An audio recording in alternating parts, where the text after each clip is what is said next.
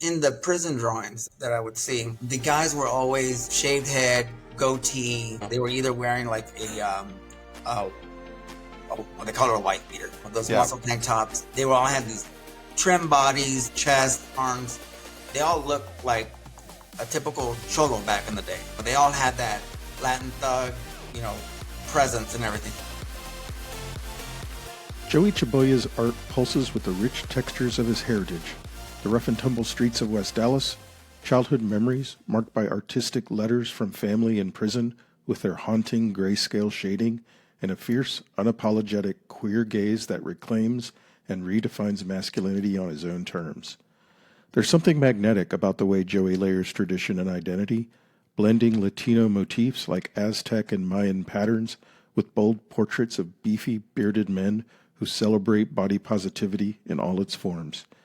He draws not only the male figure, but embraces transmasculine bodies with care and respect, spotlighting their journeys and transition scars in a way that demands we see their full humanity.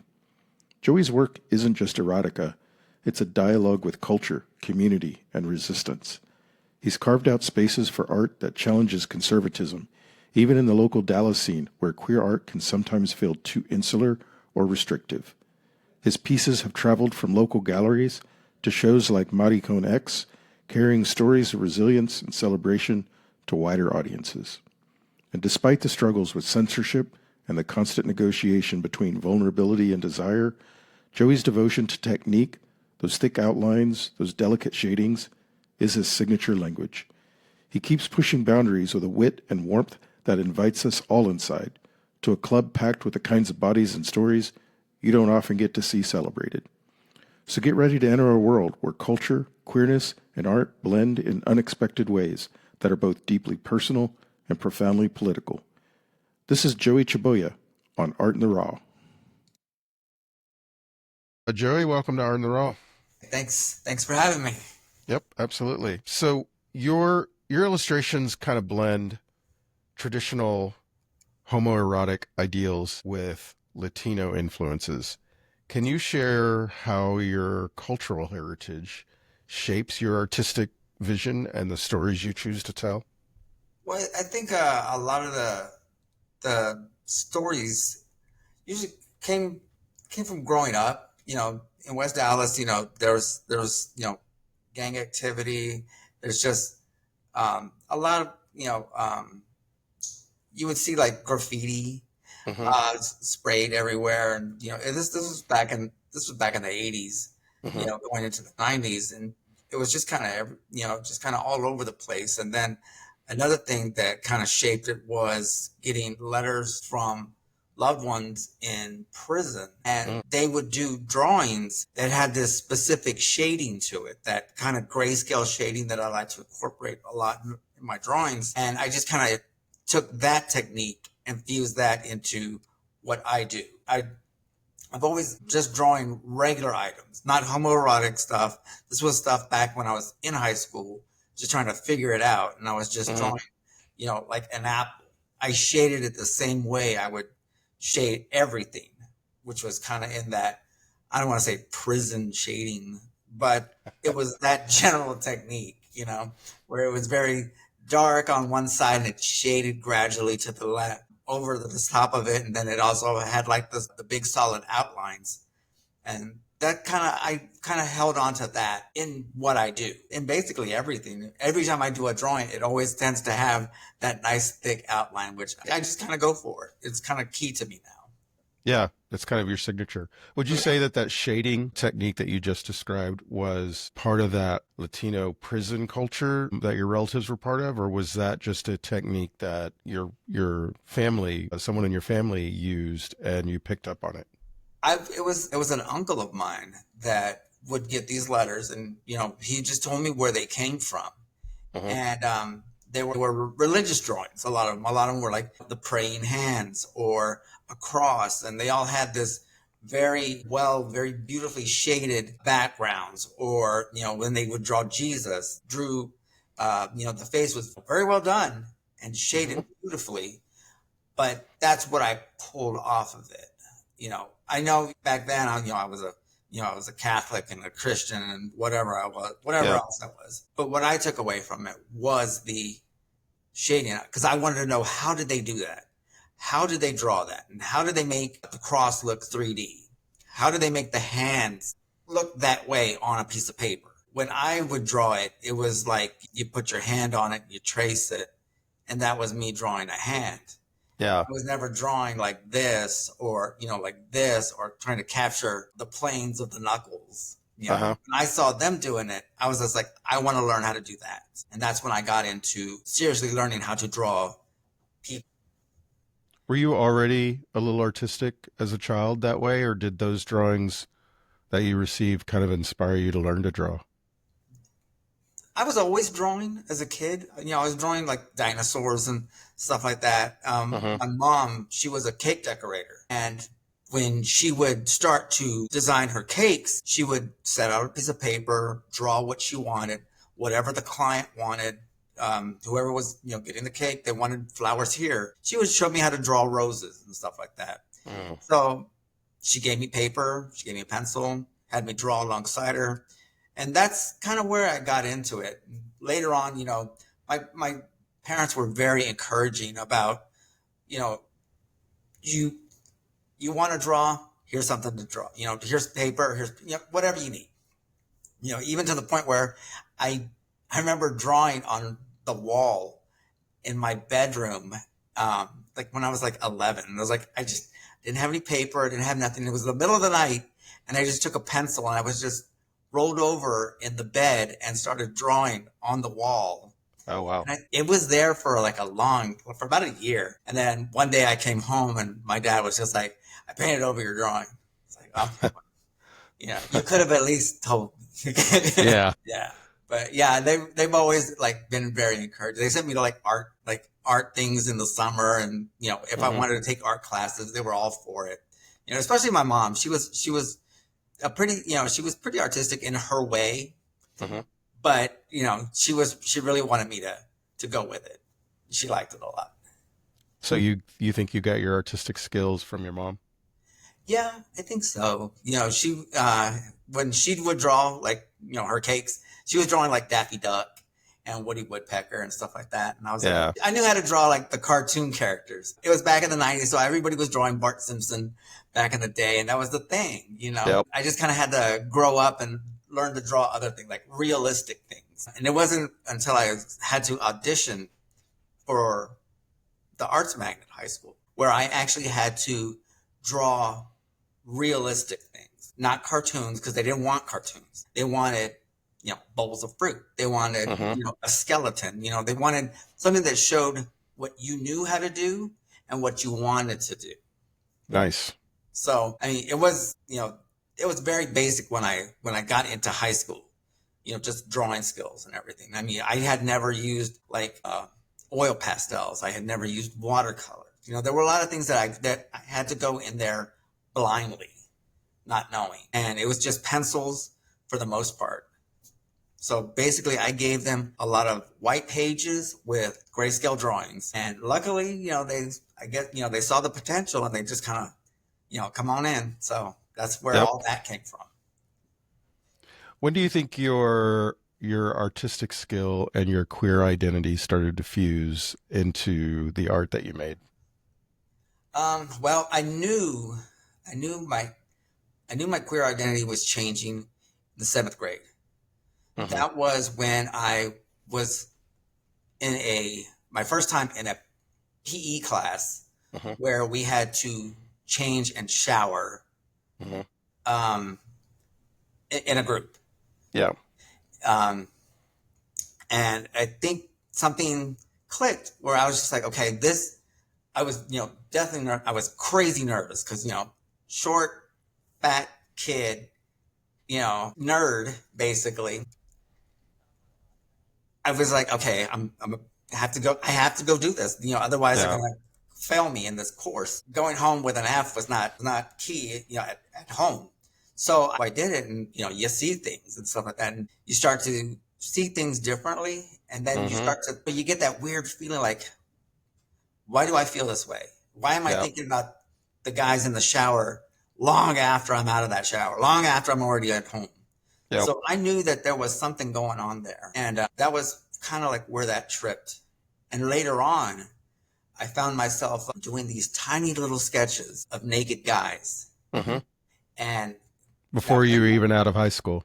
I was in junior high. Oh, you were still in junior high. Still in junior high. And I remember I would hide them in between my mattresses because I was like, nobody's going to look under here. It's the first place everyone looks. And nobody tells you that. So I come home one day and I go to find my stash of drawings or like at least add to it. And they're gone. I'm like, oh my gosh. Who is the one person that comes over to the house while everybody's gone? My grandmother. Oh no. So I was like, she had to have, swiped them, which means if she swiped them, she showed them to my dad because she was that kind of lady. Yeah. I mean, loved family and everything, but yeah, she was a shady lady. And, I think that's how my dad already knew I was gay long before I even, started. Acknowledged yourself. Yeah, before I brought it up and everything. And I think it prepared him for when I eventually came out. Yeah. My mom, not so much, but, dad was cool with it. Did you ever get those drawings back? You still have them? I don't know where they went. They were great. I mean, they were very cartoonish. They looked like they were drawn by a 13-year-old. So I was like, okay, they were? Yeah, exactly. They looked cartoonish. Yeah, and the weird thing was when I think back on those drawings, they weren't of like the skinny athletic guys. They were of like the bulky football player type guys. And so I was like, when I think back on that, I was like, was I into bigger guys back then from the jump? Was that what I was going to chase later on as an adult? Well, so weird. I mean, much of your work now centers on celebrating bearded, muscular, furry physiques. I think so. So I think you started on that quite early. How do you see that your art about those types of guys challenging maybe standards of beauty within the queer and Latinx communities?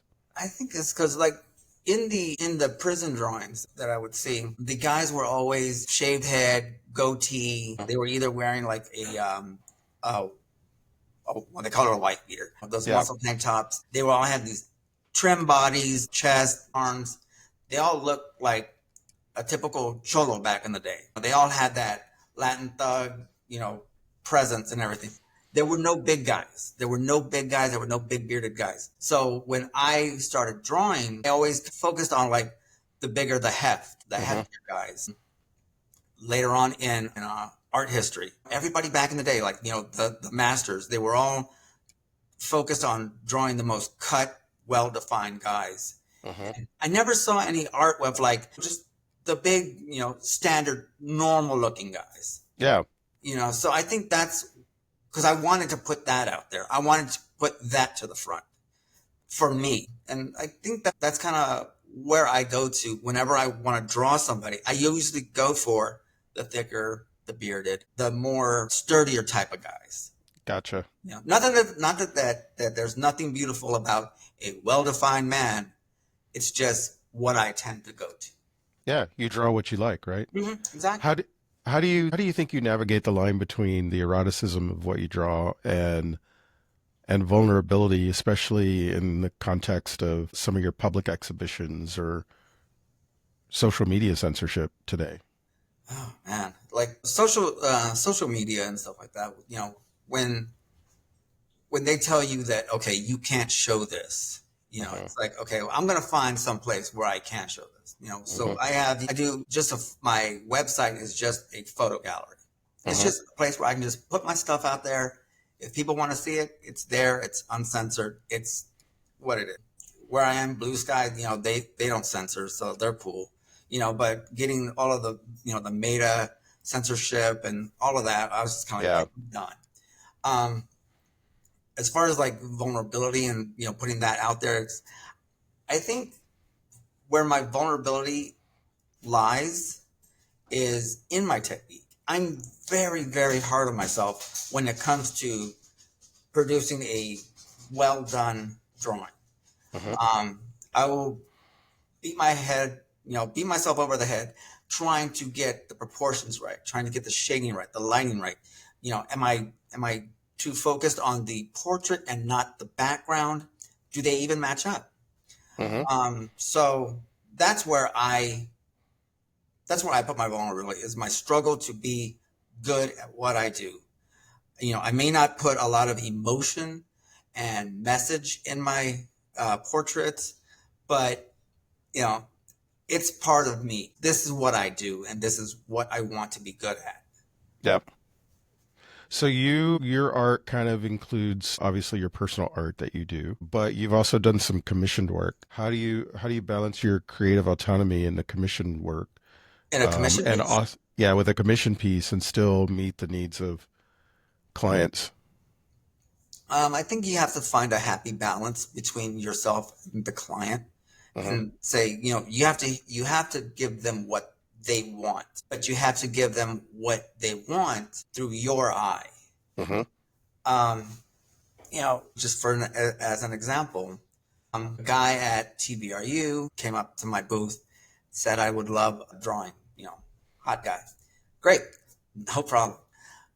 He contacts me after, about 2 months after the event, says, "Hey, I met you. I'd like to get this drawing." And I'm thinking, okay, great. Let's see what this reference photo looks like. And I click on the photos, and it's of a lovely older woman. She's about 75. And he's like, "Well, I would like a portrait of my mother." And I was like, okay, well, after the initial letdown, I say, okay, well, let me construct something. Let me throw you a couple ideas. But I asked him a few questions, like, what was her favorite flower? What does she like to do? Did she have any specific hobbies? Did she like the beach or the city? Who was this lady? So I took the reference photo, did her as best as I could, and she was it was a really good portrait. But when I filled in the background and just around her, I filled it with gardenias. I remember he responded she likes gardenias. So I just drew a bunch of gardenias. They were all black and white and shaded. It wasn't, no color, but, he was very happy about that. And that's where I had to find that balance, just make the portrait of his mother as pretty as possible and give her something that, that kind of ties it back to, this is what my mom was all about. And that's how, I kind of balance it out. Just asking them questions, find out what they want. Yeah. Did you ever get a photo of the hot guy to draw? No, but it's burned into my head. Hey, queers. If this conversation moves you, don't just listen. Help us keep this platform alive so we can keep amplifying queer voices in art. Salon Naturel and Art in the Raw shine a spotlight on queer artists because their truth leads the way. Follow us on social, subscribe to our newsletter, or join our Patreon for exclusive content. Every follow, share, and membership keeps queer art visible and vibrant. Links are in the show notes. Thank you for standing with us and for keeping our community bold, creative, and unfiltered. Stay raw, y'all. Want to strip down and connect with a community that celebrates real bodies, real stories, and unforgettable adventures? Check out Go Naked Magazine, a bold, body-positive magazine for gay male nudists. And if you're ready to turn the page and travel, Go Naked Travel curates incredible clothing optional getaways around the world. Think sun, skin, and seriously good vibes. Subscribe today at gonakedmagazine.com and gonakedtravels.com. So, you and I met locally in Dallas. We've both lived here for a very long time. What do you think the unique challenges and rewards of making queer art in Dallas are? How do you think the local scene has shaped your development as an artist? The local scene, there's a lot. Like, Dallas has a lot of art. It has a lot of gay art. Does it have my kind of art? Not so much. And, that's why I think we have to find venues where it's okay to submit and are willing to accept what we do, as far as nude artwork, homoerotic artwork, that kind of stuff. Because even gay curators will not accept you into their show. I don't want to say it's cliquey, but they have a tendency to pull the people that are most like them, their friends. And that's, You can say it's Dallas, or maybe they're just cliquey that way, but they're not It's true. willing to open the doors to other folks. Yeah. And it's just a matter of like you have to find the places where you can do that. And for me, shows at the Eagle, shows with Cinewild, shows with TBR, showing at TBR. TBRU is my big one. I'll put everything I've done for the entire year and just say, hey, this is me the entire year. Yep. You've done shows for Artitude locally as well, for Monocone X, and how's that experience been? Artitude is a great organization.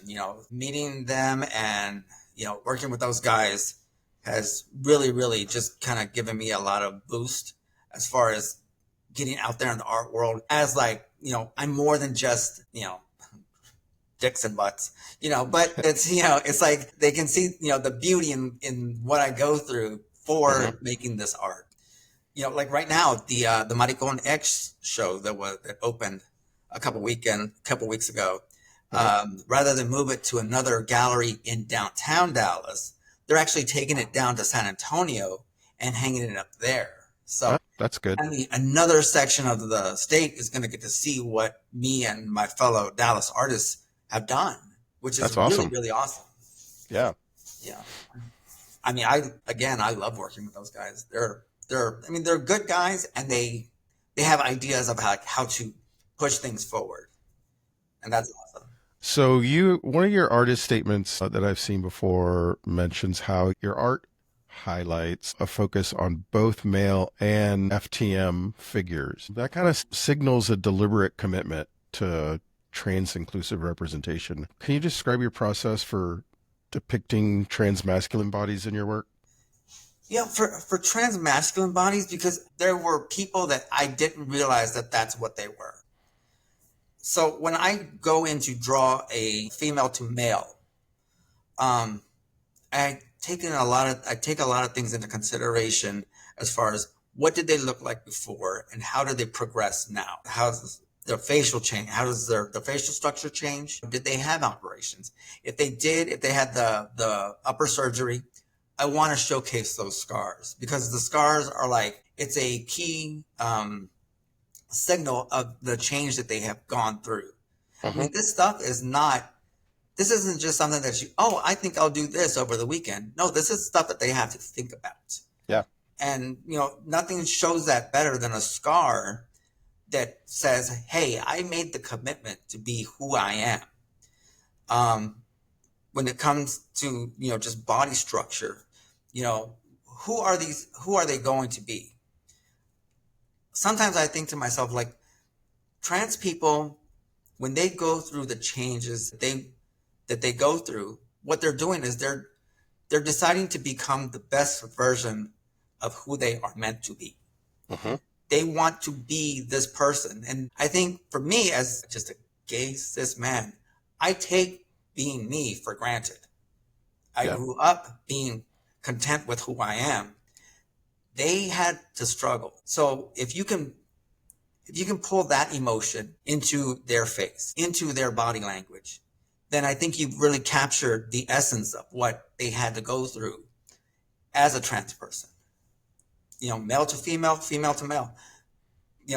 They do have more duality because they had to change who they were to be who they are meant to be. And I think that's beautiful for them. And I'm glad that you are able to show that and to tell that story in your art. That's beautiful. In Maricon X, one of the drawings that I did was of a female to male trans person, Latino in leather, in front of the trans flag, and that's part of the group of the pieces that I'm sending down. So I'm really happy that one's going to get to travel as well. Yeah, I'm excited to see that one in myself. So speaking of Maricon X, are there particular myths or symbols or motifs from your Latino background that kind of recur in your work? Oh yeah. This last my big series from last year was the Latinos in leather, and I think you've seen like my leather pride flag background, and then the the bear flag background. When I design those, I like to take things like the tattoos on the big bear guy and, like, the scorpion tattoos and like the spider webs and stuff like that. A lot of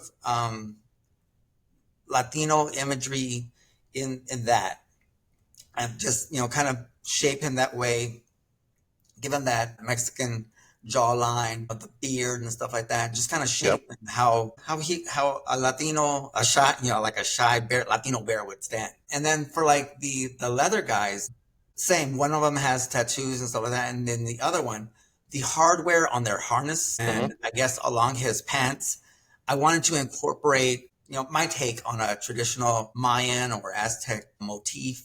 Skulls, just beautiful pattern work. Just kind of add those in there to say this is what, when I see Latinos in leather, I don't want to see just, here's a harness and here's a jock strap, a leather jock. I want to see that kind of stuff, that kind of commitment to Latino heritage in the creation of a leather garment. How do you try to reinterpret those cultural motifs for a queer audience? You just have to go for it. A lot of people, they may not like the idea of incorporating that into queer because of the whole machismo thing, and growing up in West Dallas or anywhere, if you're growing up in a Latino family, there's a certain level of masculinity that you have to have as a boy. Right. If they see you crying, then you are weak. If they see you, not playing sports, you are weak. If you get hurt and you shy away from things, you are weak. You can't let that hold you back. If I'm going to put something in my art and do it, I'm not going to be weak about it. I'm going to do what I want and let everybody else just deal with it. Yeah. You can't shy away from things anymore. At my age, do I care? No. Maybe as a kid, yes, I was worried about what people would think, but now I think you've said it, several times, like you have to stop caring what people think. And that's where we are, and in this day and age, if you don't speak up, if you don't present your point of view, you're just going to fade in with the rest of, with everybody else. And why do that? Why hold yourself back because somebody else has a problem with it? Stand out and be you and stand up for what you believe in. Absolutely. Absolutely. What advice would you give emerging queer artists who want to create unapologetically body positive work, but face barriers in conservative environments like you just described? My thing, practice every day drawing regular people. Draw people at the bus stop. Draw people waiting in line. Just draw regular people because these are the people that are out there every day living their lives. You may not know them, but they are out there part of this society. When it comes to models, like a scheduled model sitting time, draw every portion of that person or focus on one part. Learn to draw legs, learn to draw hands, learn to draw feet. Those are important. Not everybody wants to see drawings with people's hands behind their backs. Study it. Study light, study shading and shadow. Just kind of go after it and everything. But remember, you are creating this as an expression of yourself. Your art is you. So don't be afraid to put yourself on paper and put that out there for everybody to see, because it has value. Your work and your effort has value. Absolutely. The sooner you learn that, the sooner you just go for it, the happier you'll be, and other people will catch on to that. All right. Well, as we draw this interview to a close, I have 10 questions for you. These are inspired by the Inside the Artist Studio set of 10 questions that used to be asked to actors, but I've added an artistic twist to the questions. So you ready? Let's go. All right. What's your favorite artistic medium or tool? Graphite pencils. I could see that. What artistic trend or cliche do you wish would disappear? Minimalism. Give me something. Minimalism. Give me something. What fuels your creativity the most? Music, actually, yeah. Yeah? What kind of music? I listen to I'm pretty across the board. I love, hip hop for certain things. I'll listen to Tool or Perfect Circle when I'm feeling a certain way, and I kind of push that. What sound or noise instantly inspires you? Crowds cheering. What sound or noise completely kills your focus? Dripping water. You're not the first person to say that one. It drives me nuts, man. What's your favorite word or phrase to include in your work, literally or metaphorically? Technique. If you could see any queer artist, living or dead, honored with a major public monument, who would it be? There's a Latino artist in California by the name of Hector Silva. I've followed him for ages, and I absolutely love his work. He is like so LA, Latino, pencil, graphite, drawing. Look him up. He's amazing. And I draw a lot of inspiration from him. I kind of wanted to emulate him, but I wanted to do it my way. But he's amazing, and he deserves recognition. I'll have to try to see if I can get him on the pod. Yeah. What is one profession or creative field you could never see yourself in? Anything financial. It's, you don't want me there. Yeah. I hear that a lot from artists. Seems the creative people and finance. It's hard. It's hard don't mix very well. It's hard to be the artist and the businessman. Yeah. At times I was like, do I really got to do numbers now? I just want to draw. Yep. If your art could take on a life of its own, what form would it take? I don't know, but it'd probably be like a club, like the hottest club on the planet. If all these guys came to life. I would go to that club. I'd absolutely go to that club.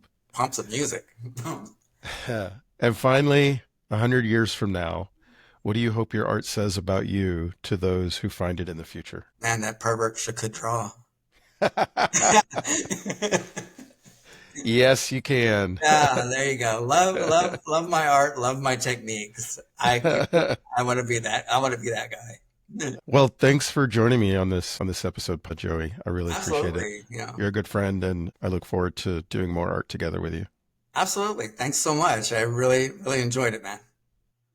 Cool. Thanks for joining us in this raw conversation. If this artist's work resonates with you, you can find their social media links in the show notes below. And remember, art thrives when we lift each other up. Tag us at Salon Naturel or hashtag #ArtLaRaw with your reactions. We repost listener art every Friday. Unlock uncensored studio tours, erotic art zines, and voting power on future guests by joining our Substack or Patreon. Links below. If this episode sparked something in you, leave a 5-star review with the word RAW in the title. Algorithms hate us. Your voice keeps us visible. This episode was produced by Salon Naturel, with editing by David Smith. Original theme music by Exacat. And keep making art that terrifies the censors. This is David Smith. Until next time, stay raw, stay rebellious.